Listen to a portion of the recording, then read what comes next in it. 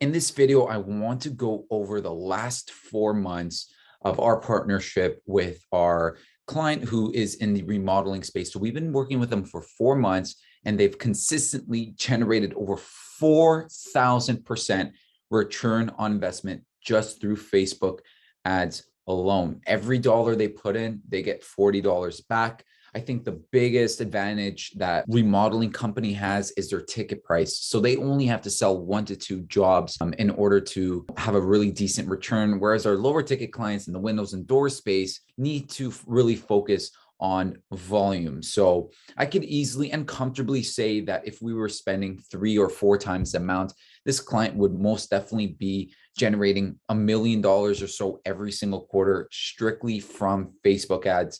So if you are a remodeling company, I'm definitely your guy to work with. All right. So I want to show you guys a little bit behind the scenes, the type of targeting that we did, the tracking sheet, the conversion rate optimization, and our email series that we send out to all leads to make sure that we're always on top of mind. So holding nothing back, we'll show you inside. And of course, if you enjoy these type of videos, make sure to leave a comment below. Give the video a like, and we'll see you inside. All right, guys. So first things first is our ad manager platform. This is where we configure all the campaigns. This is where we drive leads. As you can see, I have it from December 1st, 2021 to today's date, April 8th, 2022. We've spent just under $5,400.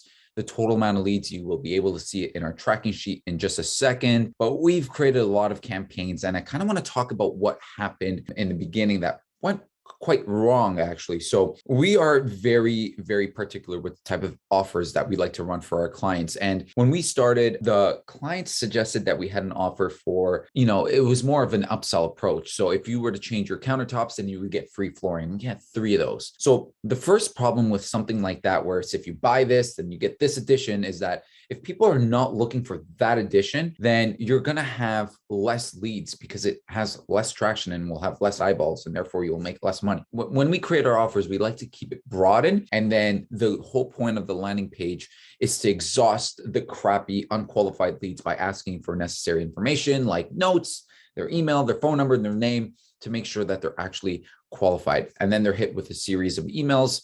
They're hit with a series of texts. They continue to see retargeting ads on Facebook, Instagram, and sometimes third-party apps. And so while we were getting leads at our target KPI for the first offer that we originally launched, they got no customers. They got no customers. And this is sort of a sensitive topic that we had with our clients in the beginning was, listen, we could try this offer out, but it's not going to perform as good as the offer that we currently run, which is a 25% off home renovations only on the installation part. And to this point, since we switched over the offer to the new one, we've secured over 200,000 in deals. And I think there's 200,000 that's already been closed, but not documented on our lead sheet. So I will probably come back to this video in the next 1 to 2 weeks and put the updated revenue in the description below. So make sure you come back to this video to see the update. So ever since we launched our new campaign, our new offering, our cost per lead has came down a little bit, which is good, of course, and spend less for new potential customers. And we have been getting a lot more appointments. So not only did our cost per lead go down, but our appointment rate, so from lead to an in-house appointment,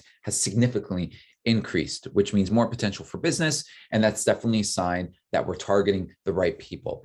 So one of the campaigns that we've had since we first launched the second offer is this one over here. And I want to show you the 3 different interests that we were targeting. So one thing that we'd like to do is always target broad. For whatever reason, I don't particularly manage the day-to-day for this account, but didn't end up working. We spent $142, didn't get a single lead. As you can see right now, our KPI is $28. So we're like 6 times the amount. And our rule of thumb is if an ad or an ad set is 2.5 times your average cost per lead, you need to turn it off. The second one is renovation. So we took a bunch of renovation related interest and we just stacked it into our targeting. So you can see we have come in here, we have home improvements, home repair, renovation, home improvements. As for the age, we keep it from 30 to 64. We tried 65 plus, but the seniors are typically looking for very, small jobs. The sales process is a little bit longer. And so we kept it for, the healthier range of new home buyers, which is around that 30 to 35, and then parents and older age, middle age from 50 to 64, they seem to have the most money. So we're targeting exactly in terms of the age, our exact customer avatar, which, they're in the market, they have lots of money, and they are in need of our service. And there's not much selling involved. So if you target under 30, you're going to deal with people who have insignificant funds. And then if you're targeting people over 64, their jobs are too small. So by reducing the age targeting, we're able to hone in closer to our customer avatar. And then we have a homeowner stack. So we want to just target homeowners and let sort of the algorithm work for us. So we're targeting first-time buyers, house, new house, starter home. All right. Very, very straightforward. If you come into our best performing ad, and we're going to show you guys the best performing ad. And so $17 is our best cost per lead. So this ad is hitting our metric by far a long shot. So if we read this closely, it says your home is your safe haven where you rest, relax, and recharge from the craziness of everyday life. Make sure your house is everything you ever wanted and more with the help of, that's our client's name. And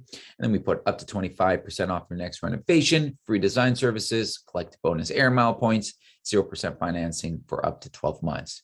There's really no renovation company out there like us. And it was a simple graphic of a kitchen that they recently renovated, slapped their logo. You can't see because it's blurred out. And then we just talked a little bit more about the offer. So as you could see here that the offer is mentioned 3 times here in the headline and then in the graphic as well, because that is your main selling proposition. When it comes to Facebook ads, you need to push your offer. If you're running Google ads, yes, your offer could be in the headline. And for our clients that are on Google, we make sure that the headline with the offer is always pinned.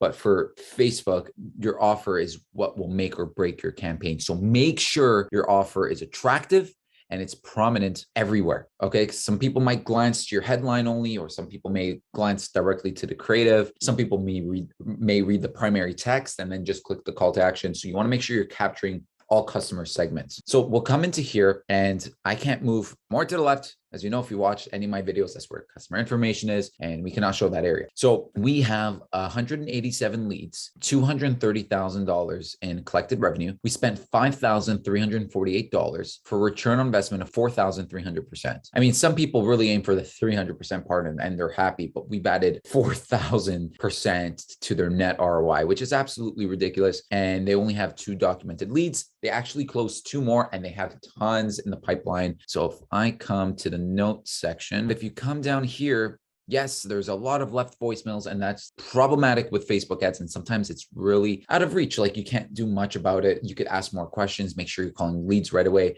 And unfortunately, this client does not call leads right away as they're very, very busy. But as you can see here, client will come visit showroom. Freddie scheduled for April 9th, customer to call back, Freddie booked appointment. So there is like 5, 6 active appointments and 2 leads, 2 jobs that were completely closed. So this 230,000 is more so if you take their average jobs, probably around the $350,000 mark, and their closed is 4. So if we change it to this, their closing rate jumps up to 2%.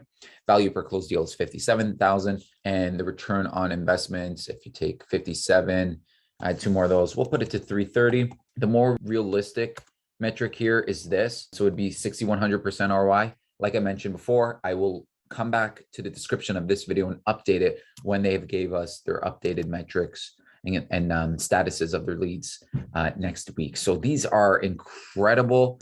Some people may look at this closing rate and say, well, you're closing 1% of leads. But if your cost per lead is low enough, then it's sustainable. Now, if this was on Google, this is a complete different story because you're paying upwards of $10 to $25 based off the keyword and area and proximity, right? So if you live in the city for Seattle, New York, LA, Toronto, and you're targeting the core city, you're going to pay a premium and you're going to pay an inflated cost per click. In our case, we're on Facebook and we're targeting a very big area. And so our clicks are less than $1 sometimes. It could be upwards of $2 for our lesser campaigns, but this is totally fine on Facebook. Our end metric is our total return on investment. How much money is our client putting in? How much money they're receiving from their campaigns, okay? On Google, closing rate would be more so like 30 to 40% from what we see to our clients, because their booking rate from lead to appointment is anywhere from 35 to 65%. Depends on their call structure, their sales structure. If they have a crew of appointment setters calling the leads, right? Those are all contingent on how well their performance is. So if this client in particular actually had someone dedicated to calling and nurturing these leads, I can guarantee you without a doubt, 100% conviction that this revenue would be upwards of $500,000 to $600,000, no questions asked. And sometimes I question why I'm in the industry that I'm in. So if we come to our platform where we capture our leads, as you can see, our conversion rate averages 5.37%. Our total unique leads is 185. We had about 55 leads that came in twice. So unique is 185 and all is 240. This comes from tests or customers who are looking for another quote or forgot they put their submission in. And our landing pages are very simple. I'm going to show you guys our landing page setup for one of our variants. So as you can see, this is declared as winner. So we're going to open this one up. So take advantage of this exclusive offer you won't find anywhere else. Then we reiterate the offer plus the back-end offer. You have your submission form, logos here. Again, it's blurred out because we don't want you guys to see a client that we're using as a case study. And then a little bit of social proof. We reiterate the call to action. And you could see here that we have testimonials here. Typically, we have it at the bottom, but a part of our weekly A/B test is about rearranging our landing pages, making it shorter, making it longer. And so one of our media buyers decided to put it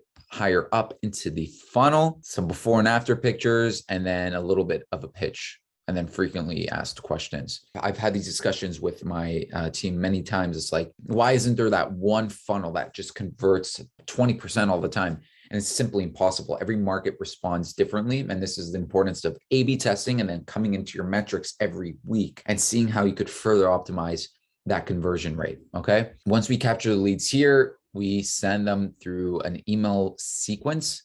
So we're going to go to our clients sequence. And as you can see, they have 618 opens from those leads. So each lead's probably open an email on average 4 times. If my math is right, 4.2 times, which is very good. It shows a lot of engagement. The emails have a very compelling subject line because that's what drives the open rate. 32 clicks, a 2.5% click rate. So those are like our call to actions by clicking the numbers or sending them to our main website, because what I just showed you was just a landing page, it's a capture page, it's not their main website. And so this is really, really, really important. And it just shocks me how many agencies and companies don't have an email sequence being sent to the leads. That's how you further engage them. So that when our leads, when they follow through and submit themselves as a lead, they don't just see emails. Like we still show them ads on Facebook, on Instagram, we send them texts. We get our call to action on the thank you page. When they submit their information is follow us on our Instagram page. It's a very unique multi-channel approach, right? We're not just trying to capture their information and capture their attention through one platform. We're trying to kind of take over every platform so they could look at us as the biggest, most authoritative company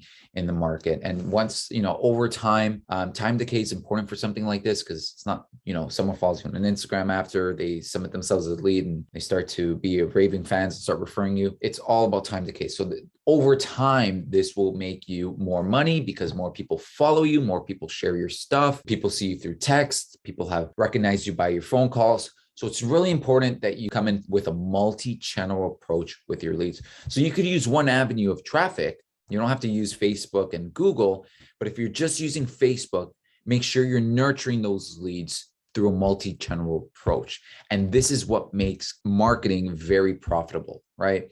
If you're just making your ROI on a 30-day basis, so did I close this lead in the last 30 days? No, well, then we'll put them aside. Then you're just really hurting your bottom line, plain and simple, right? So nurturing is more important than acquisition itself, because I'd rather have 5 quality leads than 15 leads that don't even answer their phone. All right. So hope you guys enjoy this case study. Once again, the ROI on this campaign is 4,300% by this time next month. I could assure you they'll have an extra maybe $150,000 added to their revenue, to their bottom line marketing revenue. And I will be updating that in the description below. If you guys want more videos like this, leave a comment below. If you have any questions, happy to answer, and we'll see you in the next video.